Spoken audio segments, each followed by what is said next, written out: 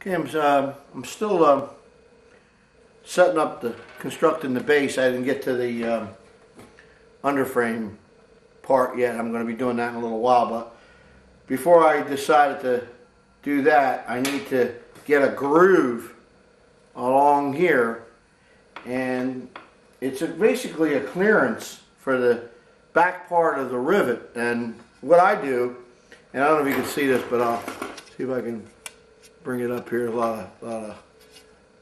Okay, along here, half an inch up, and then another inch. That's the rivet row that I've always used. You got to remember, these aren't really super scale cars. They're what they call standoff scale. They're nice cars, but they're not super detailed. So that would require an awful lot of extra riveting and stuff, and I'm not sure whether some people appreciate it. I just wanted to get a few cars built. Maybe I'll build some super scale cars later on, one at a time as I go along. But now these are cars. They're going to look nice when they're done.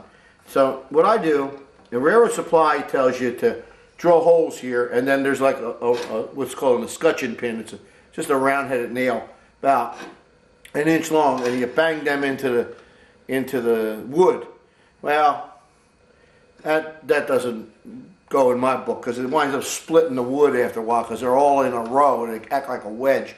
So what I've done is I drill the holes all along here. Just, you know, our body, the base is, well, the aluminum angle here that gets bolted, and then these get riveted through, and that actually holds it together, and it makes a pretty strong setup.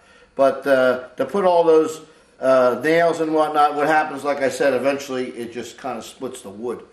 So I stopped using that, and so that's what I'm doing now. I'm using a router to do it. I have pretty good setup on the router. Fence, it's got a fence on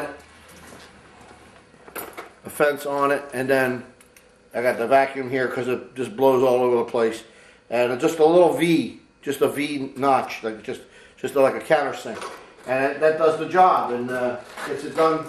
So make the clearance. I could have probably set up a dado and run it on the tall, but then that would create the, you know, I had to, like if this was the plywood, it had to stand up on edge and it wobbles back and forth. You'd have to make a special thing to run it and all that. So yeah, just real quick to get the groove down here, just a little bit of a clearance groove, and that's it. It's over. So that's what I'm doing right now. Do all three bottoms, so I have them all done, and try to do everything in sequence, so I don't have to come back later on.